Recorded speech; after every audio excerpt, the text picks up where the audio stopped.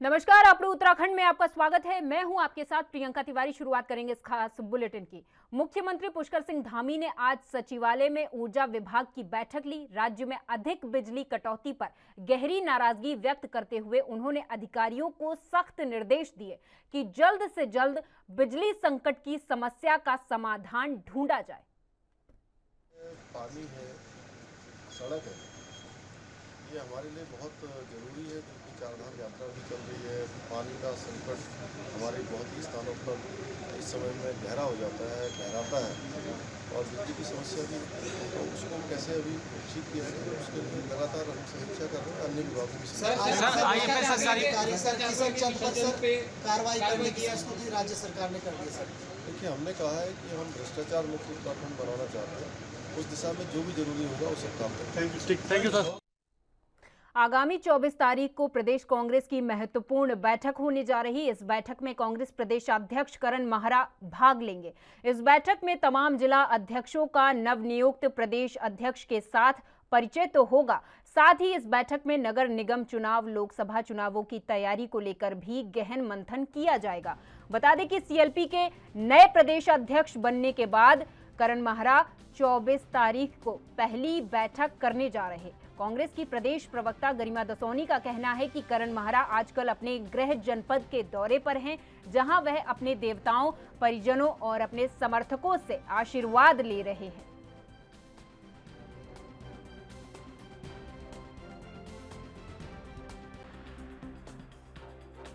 हमारे नवनियुक्त माननीय अध्यक्ष माननीय करण मेहरा जी अपने गृह जनपद के दौरे पर हैं, जहां वो अपने इष्ट देवताओं से और अपने परिजनों से, अपने समर्थकों से आशीर्वाद ले रहे हैं, उनकी शुभकामनाएं ले रहे हैं।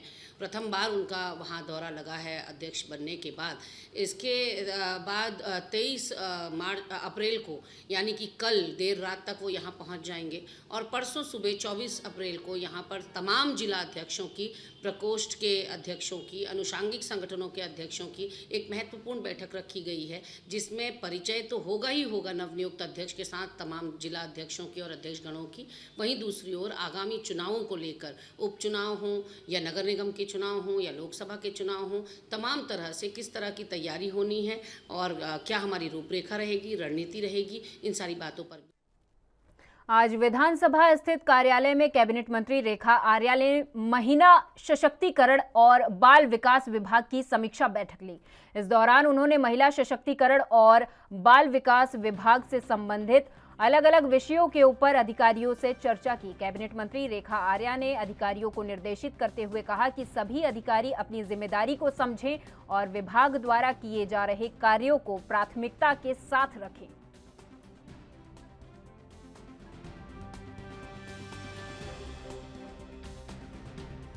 को लेकर उन्होंने जो जिक्र किया, उन्होंने एक समय में ये बताया कि हमने जो है काली मसूर की दाल जो है अपने कंट्रोल से देने का काम किया, जिसमें आने वाले समय में जो ये फर्क पड़ा कि दाल जो है हमें सस्ती मिली और बाद में जो जाके वो उसका महंगा हो गया, तो बाज़ार से भी ज़्यादा उसकी जो है उसकी कीमत महंगी हो गई, जिसके कारण से उन्हें घाटे में उसको फिर बेचना पड़ा। ये उन्होंने शिकायत यहाँ पर दर्ज करी है और इसकी भी मैंने सचिव को निर्देश दे दिया है कि इसका परीक्षण करा लें और यदि ऐसा कुछ घटित हुआ है आखिरकार क्यों हुआ, उसके कारणों को जाना, क्योंकि विभाग की ओर से चने की दाल का प्रस्ताव था कि चने की दाल जो है वो दी जाए। तो काली मसूर की दाल किस प्रकार से आई और किस प्रकार से इसका वितरण हुआ, तो वो जाए। उत्तराखंड में बिजली कटौती के खिलाफ प्रदेश के पूर्व सीएम हरीश रावत ने अपने मसूरी स्थित आवास परिसर में धूप में बैठकर मौन उपवास किया।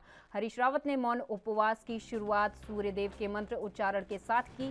तेज धूप में उपवास के बाद रावत ने प्रदेश सरकार पर निशाना साधते हुए कहा कि प्रदेश में बिजली संकट के कारण लोगों को काफी मुश्किलों का सामना करना पड़ रहा है।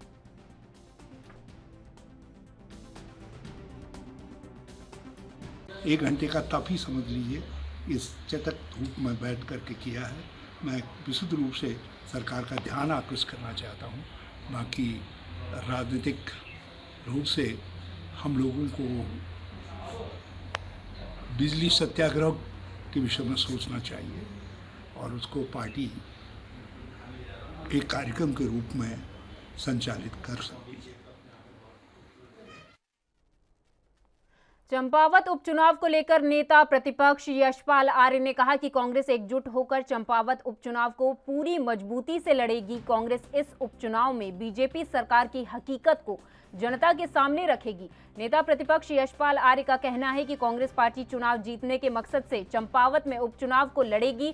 पार्टी के बड़े नेताओं, प्रभारी और केंद्रीय आलाकमान से बातचीत के बाद चंपावत उपचुनाव पर कोई फैसला लिया जाएगा कि प्रत्याशी कौन होगा। इसको लेकर भी फैसला सभी की सहमति से लिया जाएगा।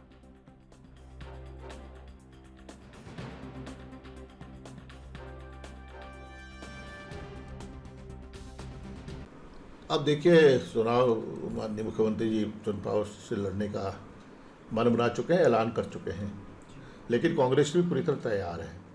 इस चुनाव को मजबूती से लड़ेगी और हमारे सभी वरिष्ठ नेता और हम सब मिलकर इस चुनाव को अपने हाथ में लेंगे, पूरी तैयारी के साथ जाएंगे और पूरी रणनीति बनाएंगे।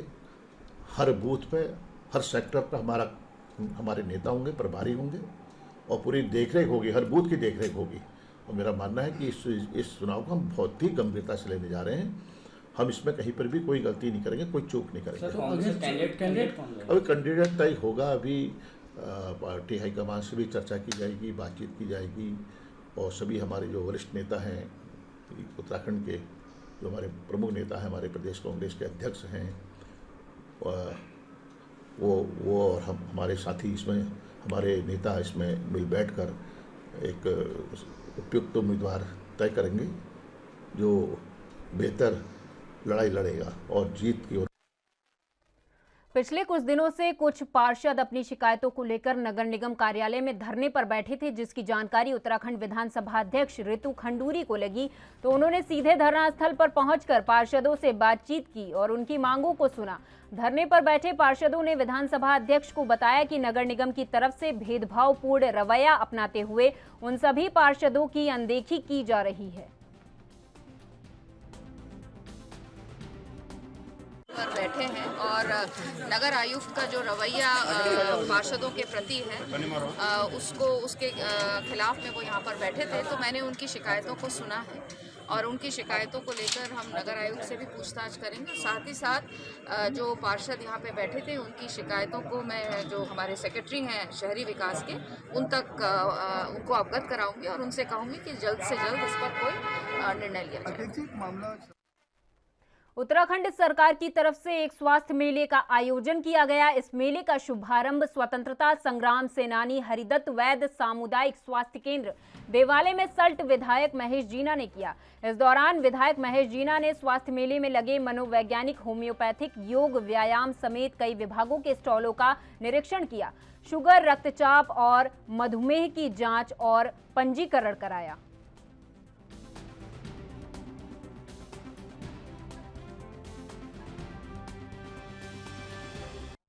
सरकार के शुभारंभ में हमारे माननीय मुख्यमंत्री पुष्कर धामी जी के द्वारा सभी स्वास्थ्य केंद्रों में ये मेले का आयोजन चल रहा है और इसमें हमारे सरकार के द्वारा 108 जो टेस्ट हैं वो फ्री हैं। साथ में एक्सरे इत्यादि की सुविधा भी पिछले अपने कार्यकाल में मेरे द्वारा भी शुरू किया गया था, लगातार हमारे क्षेत्र में चल रही है। और अभी हर प्रकार के डॉक्टर यहाँ पर, चाहे वो मनोवैज्ञानिक रोगियों के लिए हो, चाहे हमारी महिलाओं के लिए जो गैनोलॉजिस्ट हैं वो भी यहाँ पर आज उपलब्ध हैं। और इसके अलावा हमारे दांतों के डॉक्टर हैं, बाल रोग विशेषज्ञ हैं। साथ में यहाँ पर योगा भी कराया जा रहा है, आयुष वाले यहाँ पर उपलब्ध हैं। साथ में आयुर्वेदिक चिकित्सक भी यहाँ पर हमारे CMO साहब के द्वारा अल्मोड़ा से लाए गए हैं। और आगे चल के हमारे सरकार ने अभी 1 करोड़ रुपए की लागत से यहाँ पर एक सेंट्रलाइज प्रयोगशाला का निर्माण भी पूछा। जो हमारा ब्लॉक स्तरीय मेला लगा हुआ है,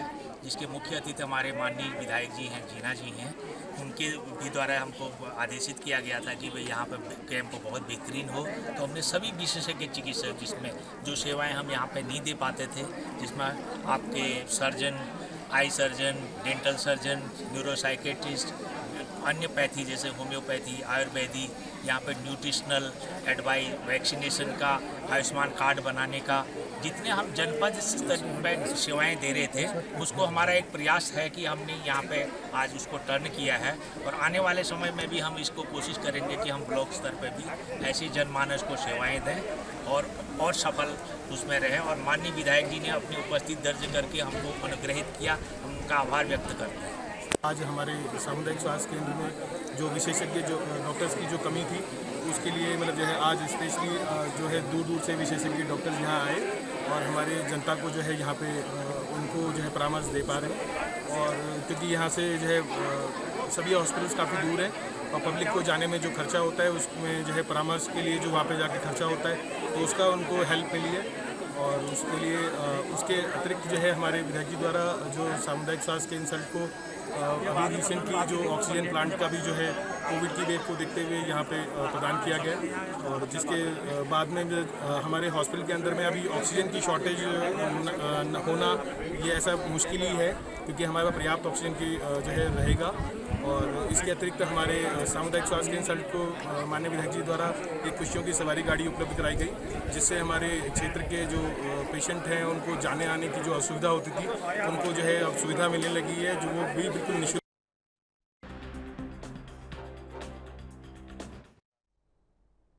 प्रदेश का आयुष विभाग कितना सुस्त और लापरवाह है, इसकी वानगी जय हरिखाल ब्लॉक में लगे स्वास्थ्य मेले में दिखाई दी। यहां स्वास्थ्य मेले के तहत लगाए गए शिविरों में पूर्व मुख्यमंत्री तीरथ सिंह रावत और पूर्व आयुष मंत्री हरक सिंह रावत की तस्वीरों वाली आयुष किट बांटी जा रही है, जबकि ये दोनों ही नेता अभी सरकार में नहीं हैं। बावजूद इसके इनकी फोटो वाली किटों को स्वास्थ्य शिविरों में धड़ल्ले से बांटा जा रहा है।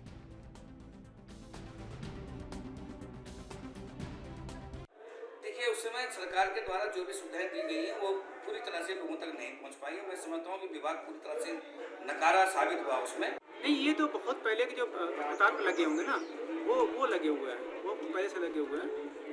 किटें दे रहे आयुष्मान की जो तो उस समय पे जो किट आई थी जब कोरोना काल चल रहा था तो आयुर्वेदिक डिपार्टमेंट ने एक किट दिया था जिसमें कि काढ़ा था जिसको पीने से प्रतिरोधक क्षमता बढ़ती है, जिससे कोरोना से लड़ने में आसानी मिलती है लोगों को। तो उस समय पे वो बना था जिसमें वो मंत्री काल में थे, वो पूरा नहीं पढ़ पाया होगा तो उनके फोटो से क्या करना है, हमें तो पब्लिक को फायदा पहुँचाना है, हम तो उनको हम डिस्ट्रीब्यूट कर रहे हैं।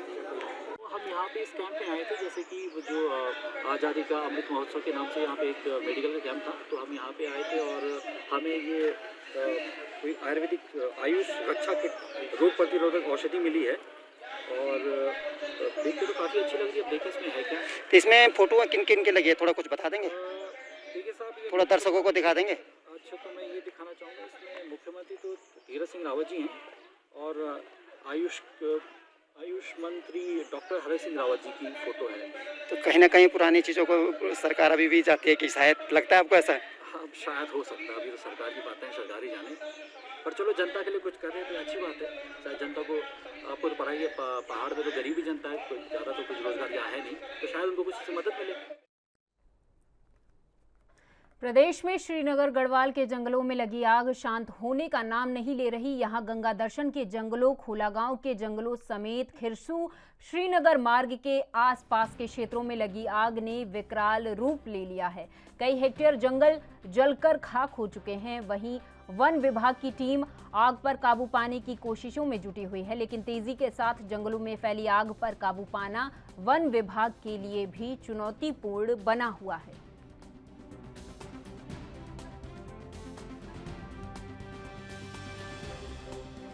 रहेगी तो सर, मैं अभी पौड़ी से श्रीनगर की ओर आ रहा था तो मैंने देखा कि ये गंगा दर्शन के समीप जंगलों में आग तेज़ी से फैल रही है। ये रोड से लगभग 100 मीटर की दूरी पर पहुंच चुकी है। इसे रोड में पहुंचने में भी ज़्यादा समय नहीं लगेगा। ऐसे में वन विभाग को जल्द से जल्द गंगा दर्शन के समीप जंगलों में लगी आग पर नियंत्रण पाने के लिए जल्द से जल्द यहाँ पे पहुँचना चाहिए, जिससे कि ये आग रोड तक ना फैले और जन धन को हानि ना पहुँचे।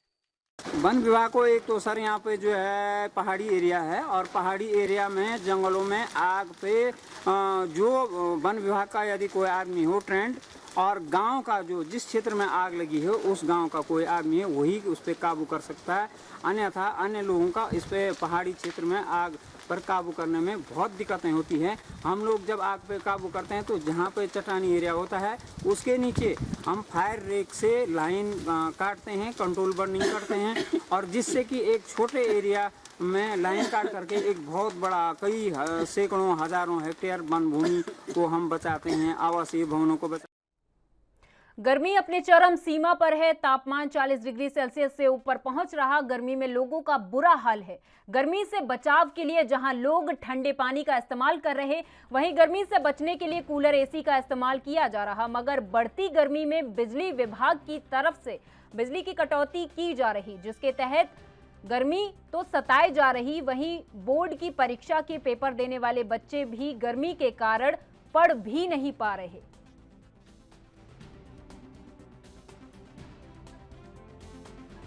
हमें दिन में बिजली मत दीजिए, आप हमारे दिन के 4 घंटे 5 घंटे 6 घंटे काट लीजिए, लेकिन शाम को 6 बजे के बाद से कम रात को 12 बजे तक तो बिजली 6 घंटे रहनी चाहिए, जिस दौरान आदमी आराम कर ले, सो जाए, उसकी नींद पूरी हो जाए।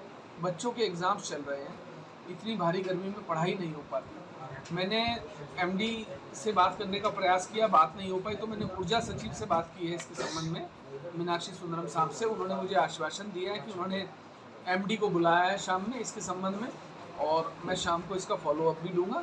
मैं माननीय मुख्यमंत्री से, क्योंकि ऊर्जा उन्हीं के पास है, माननीय मुख्यमंत्री से भी मेरी इसके संबंध में बात हुई है। उन्होंने भी आश्वासन दिया है कि जल्द से जल्द इसका निस्तारण करेंगे। देखते हैं, एक आध दिन देकर। और यहाँ वक्त हो चला एक छोटे से ब्रेक का, फौरन लौटेंगे कुछ और खबरों के साथ।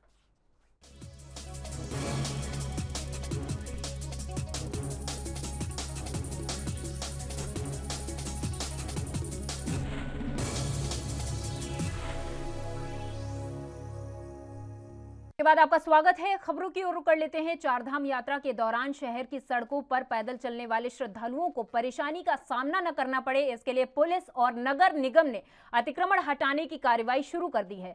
सुरक्षा की दृष्टि से पुलिस ने बाहरी राज्यों से आकर शहर में रहने वाले लोगों का सत्यापन भी करना शुरू किया है।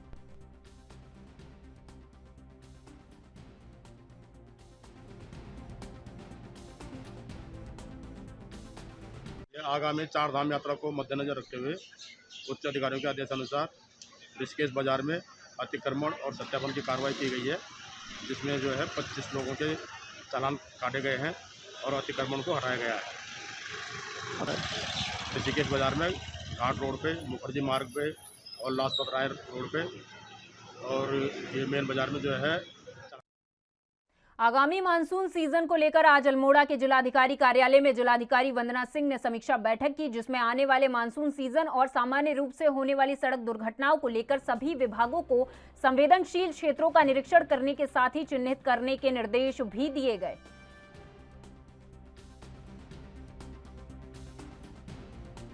सड़क सुरक्षा समिति की नियमित बैठक यहाँ जनपद स्तर पर की जाती है।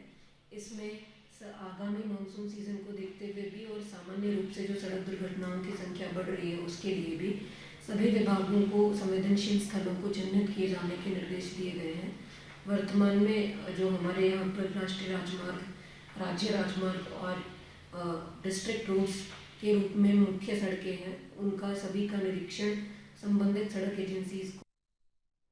जिला मुख्यालय पौड़ी में कई विभागों की समीक्षा बैठक आयोजित की गई। बैठक में विधायक राजकुमार ने उनके अधीन चल रहे विकास और कल्याणकारी कार्यक्रम योजना की जानकारी ली। उन्होंने जंगल की आग की घटनाओं पर अंकुश लगाने के लिए प्रभावी कदम उठाने के निर्देश वन विभाग के अधिकारी को दिए।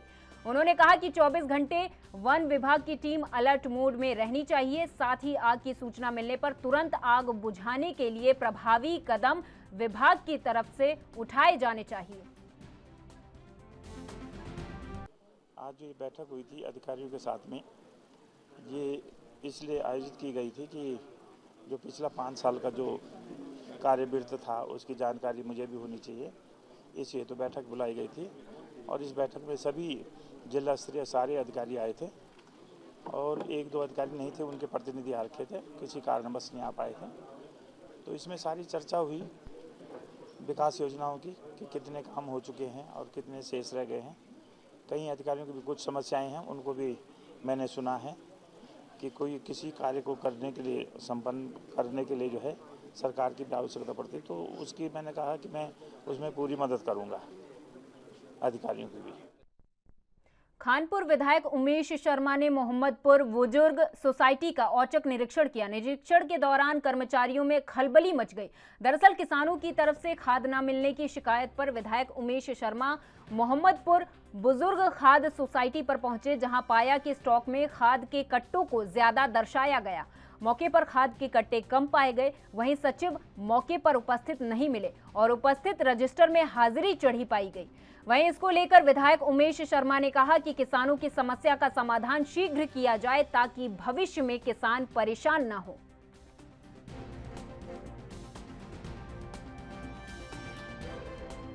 लोग आए, उनका कहना था कि सब खाद होती है तो खाद देते नहीं है, डाई होती है तो नहीं देते हैं।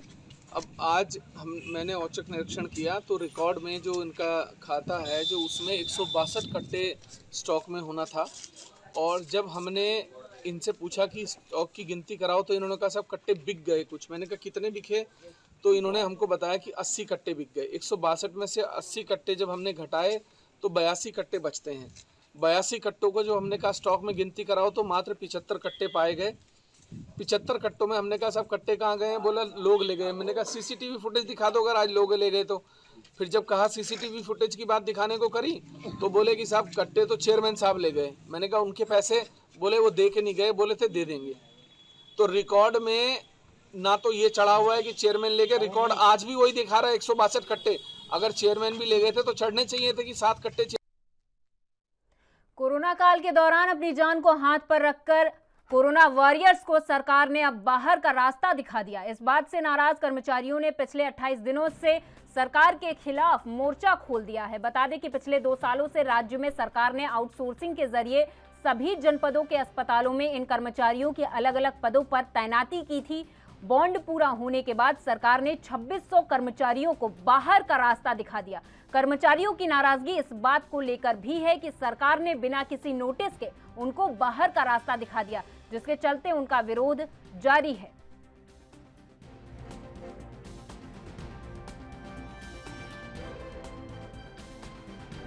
लेकर के आज आप सचिवालय कुछ कर रहे हैं? सर हमारी सिर्फ एक ही मांग है नियमितीकरण की। तो ये मेन मांग हमारी नियमितीकरण की है। हम लोग 28 तारीख से धरने पे बैठे हैं लेकिन कोई भी निष्कर्ष नहीं निकल रहा है। खाली हमें आश्वासन दे देते हैं कि 4 तारीख को होगा, 8 तारीख को होगा, 12 तारीख को होगा, फिर बोला 18 तारीख को होगा, 18 तारीख हाँ, फिर बोला कैबिनेट की बैठक में होगा, लेकिन कुछ भी निष्कर्ष नहीं निकल रहा है आश्वासन के अलावा। ठीक है, इसीलिए आज यहाँ पर 13 जिले हमारे उत्तराखंड में 13 जिलों के लोग यहाँ पर एकत्रित हुए हैं सचिवालय के कूच करने के लिए। इसीलिए हम लोग यहाँ पर एकत्रित हुए। हम लोग देख सकते हैं जो पीपी किट पहन रखी है ना, इस पीपी किट में अगर कोई साधारण मनुष्य खड़ा हो जाए, कोई भी हो वो नॉर्मल, तो आप 2 घंटे क्या 1 घंटा भी निकल हो सकते हैं। और हमने इसमें सुबह से लेकर शाम तक काम कराए। 6-6 घंटे, हाँ 6-6 घंटे हम लोगों ने काम कराए। ऑफिसर मैं 1.5 साल से कोविड आईसीयू में कार्यरत था। जैसे आपने पूछा कि क्या आश्वासन मिला है, सर ऐसे लेटर तो उन्होंने बार बार हम भी गए थे खुद स्वास्थ्य मंत्री जी से मिलने, और हर कोई उन्होंने आश्वासन दिया, हर कोई अधिकारी यही कह रहा है, लेकिन अभी तक 0 लेवल का काम हुआ है। अभी तक हमें जो आश्वासन ही मिला हुआ है उसके बावजूद कुछ भी नहीं हुआ। अगर कुछ आश्वासन के बाद अगर कुछ हमें पॉजिटिव वे में कुछ संदेश मिलता तो क्या आज हम यहाँ सचिवालय। और मेरे साथ इस बुलेटिन में फिलहाल इतना ही। आप देखते रहिए ANB न्यूज़। नमस्कार।